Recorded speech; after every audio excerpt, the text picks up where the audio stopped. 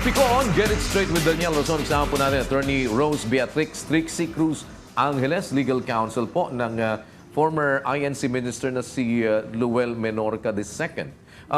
Parang marami kasing nahihiwagaan din dun sa naging sunod-sunod ng event. Yes, sir. Ang account ng inyong kliyente, dinukot siya sa Sorsogon, ganun ba? Sorsogon, yes, sir. Paano ho siyang dinukot? Sir, after the service... Is that the proper term for that? Dinukot ba siya talaga? Yes, sir. Yun talaga yung ginagamit was he namin. invited? Or... Hindi, sir. Kasi Okay. dumating yung ilang kotse, ilan doon may mga pulis, mahahaba yung baril na dala. So, pulis ito? Yes, sir. Kasi okay. identify. Yung isa po may patch pa ng Quezon City Police doon sa shirt niya eh. Alright. Nakarating sa Nakarating sa Sorsogon? Yes, sir. Okay. Did you ask the police in Sorsogon if there was a coordination with them? Wala, sir. We've asked. So, were there also police from the Sorsogon Bureau? Wala, sir. So, wala. So, these police people are from Quezon City, you're saying? Yes, sir. At least 3 of them were identified by our client as belonging to the Quezon City Police. Kasi if it was an arrest, dapat naman kasi, di ba, may coordination, ano? yes, So, sir. walang coordination. Tsaka And there may was no warrant of Yes, arrest. sir. Walang warrant. So, walang warrant of arrest, kinuha siya. Paano, bakit? Meron in flagrante delicto ba na... Yes, sir. Kasi he had just conducted a service. Unless that's illegal nowadays. Walang ginagawa. He finished the service. So, walang crime siyang ginagawa at the time? No, sir. Unless preaching suddenly became a crime. No. Okay. In fact, piyesta dun sa town. So after the service, the congregation was still there. Nagbihis siya, and then he went outside. And then there were several cars that stopped in front of, a few meters away from him. And then several armed men came out carrying very long firearms. So, nasa labas to ng kalsada? Yes, sir. So, nasa labas siya ng kalsada, doon Hindi siya sa street, sinepuan? inside. The cars were on the street, Okay. pero he was not on the street, but several meters away, near the chapel. So, hindi siya nagko-conduct ng service? After the service. So, sir. after nung service na, Yes, sir. nasa labas na siya noon. Yes, sir. Sa labas, kinuha siya. Yes, sir. And it was... Is it still inside the compound? Yes, sir. So, nasa premises pa rin? Yes, sir. So, may mga nakakita dito Yes, sa sir. pagkuha sa kanya? May witnesses, And you sir. have witnesses to Yes, attest sir. to that? Yes, sir. Natatayo? Yes, sir. Na ipipresent ninyo? Yes, sir. Barring any untoward But do incident you have any affidavit? between now and then. You have Not yet, sir. We'll affidavit? be presenting them in the Court of Appeals. Okay. So, wala pa kayong affidavit ng mga witnesses ninyo? We have to finish conducting the documentation. That's why the court gave us some time. Okay. So, kinuha siya doon, dinala Yes, sir. siya directly sa... He said there's a jacket over his head, so he's not Okay, so sure where they tinakpan were ang ulo heading. niya. Yes. So, what was he told about? He was being asked to admit to being Antonio Evangelista.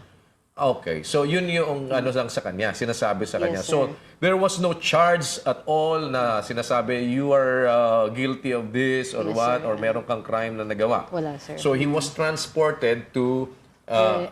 Eventually, that's where he ended up in Cavite. So, he ended up in Cavite. Sino nag-receive sa kanya sa Cavite?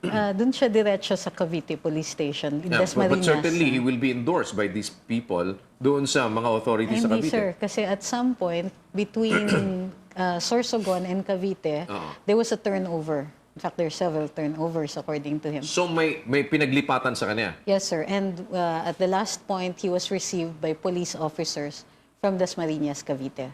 So, ang sumunod na lang na nalaman niya, ang may hawak na sa kanya ay mga Cavite Police. Yes, sir.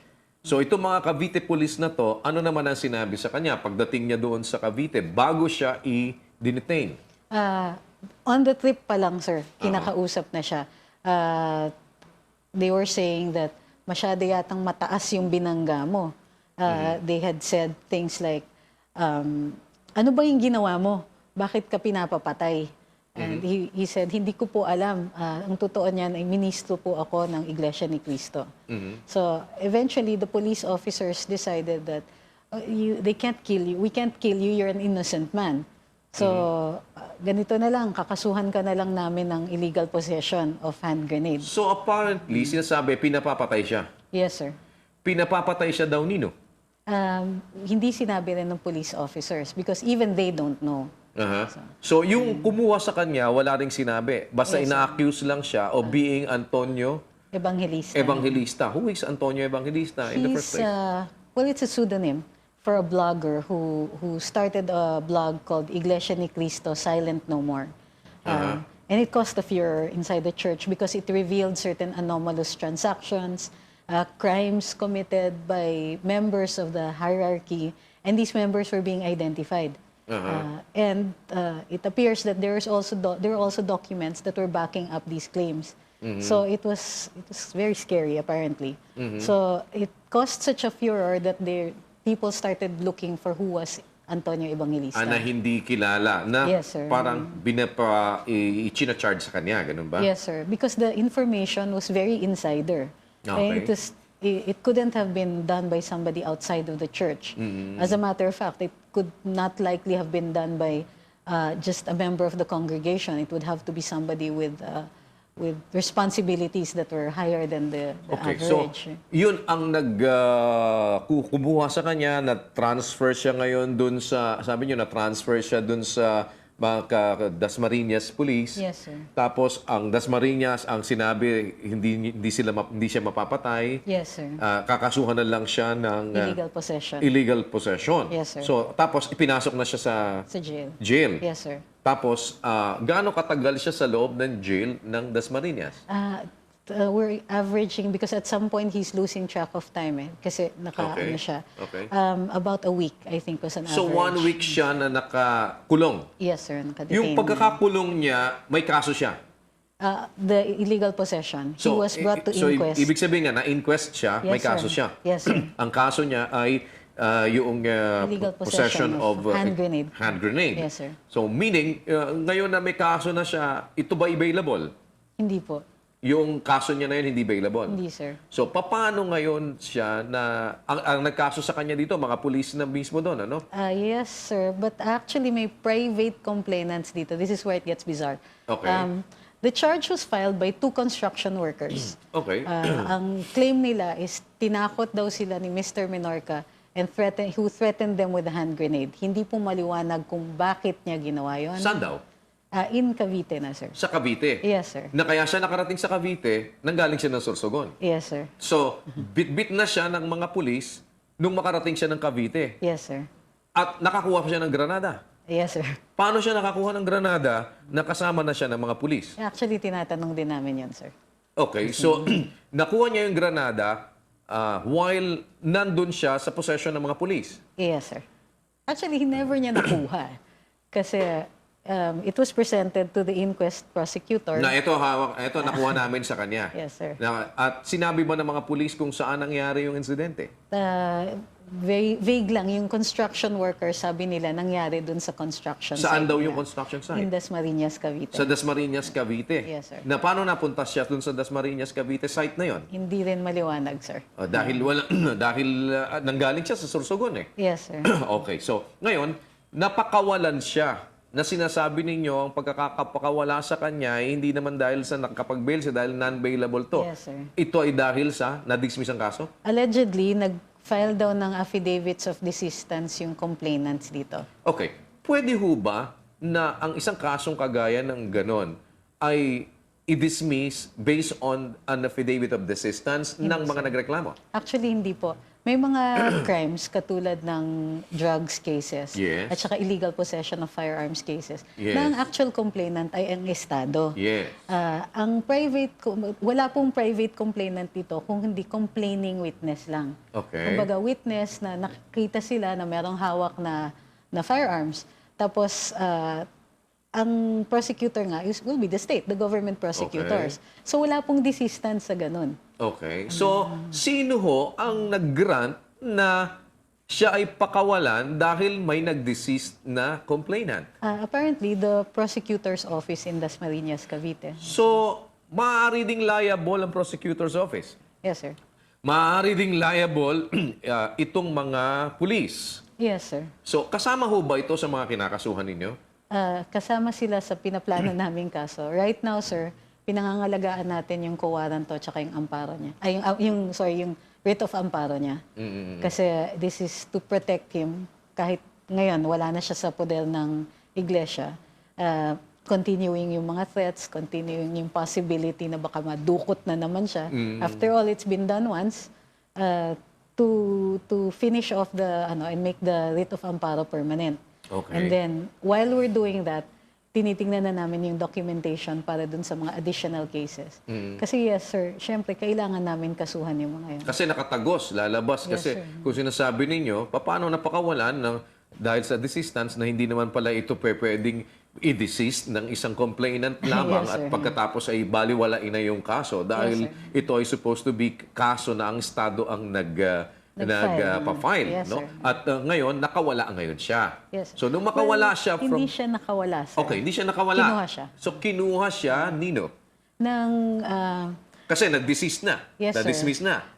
So, from there, saan siya napunta? merong kumuha sa kanyang abogado na identified with the Iglesia ni Cristo, who's with the Iglesia ni Cristo. Kinuha siya. Kinuha siya. Saan siya at dinala? Dinala po siya sa central compound ng Iglesia.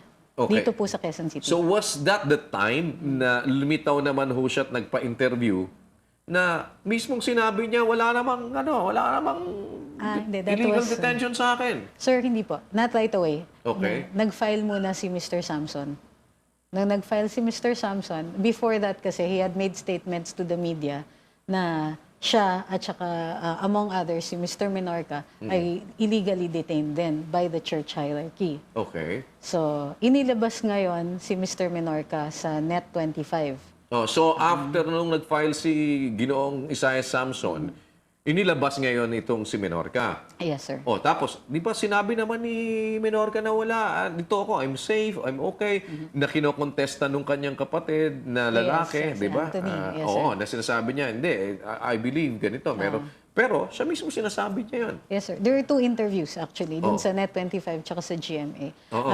Na Na sinasabi niya, di ba? Yes, sir. Yes, sir. Kasi nasa GMA naman siya, kung wala naman siyang pwedeng sabihin na may katabi ka pa ba dyan? Meron naman, sir. Actually, in Net25, katabi niya yung isang lawyer. Tapos later on, dun sa GMA, kasama niya sa studio. Yung mga identified with those who are holding him.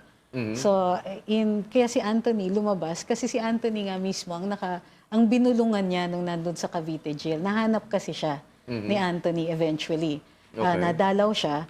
Nung una, ayaw siyang iwan mag-isa with his brother kasi andun daw yung abogado. Nung pumuslit sandali, yung abogado, nabulungan siya ni Lowell at sinabi ni Lowell, namimiligro na yung buhay natin dalawa. Natin lahat, magtago na kayo. Baka mamatay na nga daw siya. Tapos in-explain niya as quickly as he could that he was being held against his will, na baka papatay na siya eventually. Kaya tumakas na sila. So alam ni Anthony na pagbalik nung lawyer, hindi na naman sila nakapag-usap ng maayos. So, dinala ngayon siya sa compound. Yes, sir. Pagkatapos nag-interview, nagsabi na siya na wala na siya. So, ano pa ang ikakaso niya ngayon na sinabi niya na wala naman akong hindi naman ako talaga na kidnap or kung ano pa man. Sir, actually may jurisprudence na dyan eh. Okay. Alam na sinasabi na ng courts before na pagka illegally detained ka, first of all, hindi kailangan na may barel, hindi kailangan may ganon.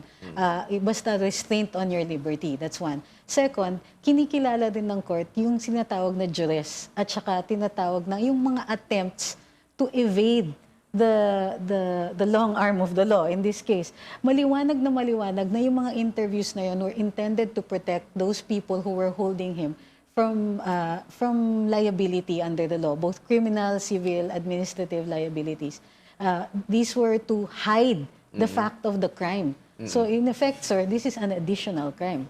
So Okay. yung obstruction. So, ngayon, ang i-final ninyo kasing kaso with the Supreme Court Yes, sir. ay writ of amparo and writ of habeas corpus. Yes, sir. Ang writ of habeas corpus ay para ho ipakita, ilabas yung katawan, Yes, sir. 'Di ba? Para ilabas yung tao. Yes, sir. Nandiyan na ho, nakalabas na. Hindi ba moot and academic na ito na pwede sabihin, ayan na nga, wala na. Sino ilalabas namin? Nakalabas na nga. Before you explain that, we'll pause for another break.